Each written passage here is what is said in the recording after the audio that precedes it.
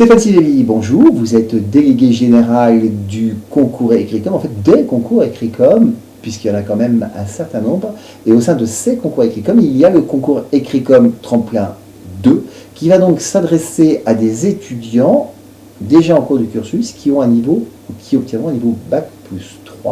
Alors présentez-nous ce concours Tremplin 2. Alors c'est un concours dit d'admission sur titre ou admission parallèle qui permet à des candidats à Bac+3 et Bac+4 d'intégrer le programme en école, donc programme phare des écoles de management membres d'Écricom, à l'issue effectivement de ces 3 années. Donc c'est un concours transverse. Alors quand on parle des écoles membres, quelles sont-elles? Alors 5 écoles membres au concours Tremplin 2, donc Cage Business School, Neoma Business School, Rennes School of Business, l'EM Strasbourg et Montpellier Business School.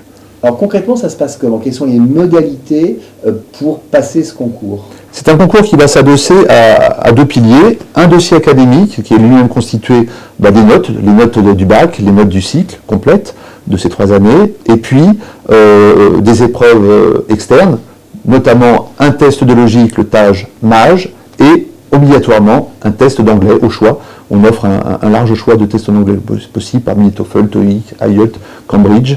Mais tout ça, effectivement, doit être déposé dans le dossier qui permettra de déterminer une admissibilité. Dossier déposé avant quand?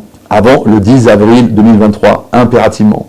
Alors, quand on est en Bac+3 et qu'on présente le concours Tremplin 2, on va accéder à quel niveau du cursus de la grande école que l'on souhaite? Alors, ce Tremplin 2 vous permet d'intégrer directement le M1, le Master 1.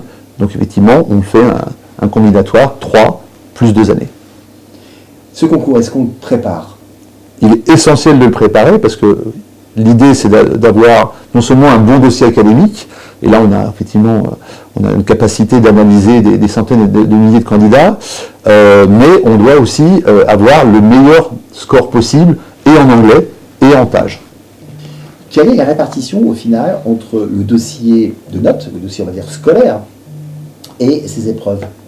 Alors, il faut regarder en détail les coefficients de chacune des écoles, puisque les coefficients sont différents d'une école à une autre, et vous jaugerez la sélectivité d'une école au travers des points qu'elle accordera, soit au dossier académique, soit au TAGE, soit aux épreuves orales.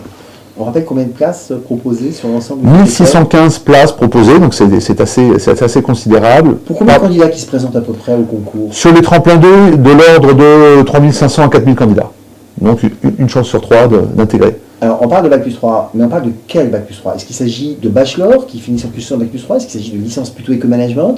Ou est-ce qu'on peut imaginer des étudiants qui viennent de disciplines artistiques, voire scientifiques, c'est-à-dire très loin des domaines du management? C'est très ouvert, c'est le propre des admissions parallèles, puisque viennent à nous effectivement des gens qui ont des licences, quelles qu'elles soient, dès lors que la licence est visée universitaire, il n'y a pas de souci d'éligibilité au concours, ou alors effectivement des bachelors, ça peut être des bachelors français, des bachelors étrangers, maintenant effectivement le BUT, donc il n'y a pas effectivement de profil type, dès lors que le diplôme est éligible au concours, qu'importe effectivement le domaine du candidat. Mais alors, par rapport aux candidats qui, eux, ont fait un cursus en 3 ans, dans une grande école, est-ce qu'il y a une sorte de remise à niveau sur des disciplines fondamentales, ou est-ce qu'en fait tout le monde se rejoint ensuite sur... Ça, c'est la force des grandes écoles. La force des grandes écoles, c'est de faire venir à elles des profils différents, effectivement, des gens issus des classes préparatoires qui vont se mélanger, des commerciales, littéraires, qui vont se mélanger avec des bachelors et qui vont se mélanger avec des profils universitaires. Et effectivement, ces grandes écoles vont pouvoir réaliser pendant quelques mois des remises à niveau pour que chacun puisse effectivement s'épanouir au sein de la N1 et après la N2. Alors pour tous ceux qui sont intéressés par le concours Tremplin 2, on leur conseille d'aller sur votre site, notamment à partir de janvier, où vous allez mettre en place toute une série d'outils qui peuvent les accompagner dans leur révision et dans leur meilleure compréhension. Alors ils sont déjà là, les outils, puisqu'on les perfectionne, on les modernise d'année en année, mais effectivement, chaque année, on se doit d'avoir quelques nouveautés et on va effectivement tout au long de l'année égrener un certain nombre de nouveaux contenus à destination des Tremplins 2. Stéphane Sivelli, merci.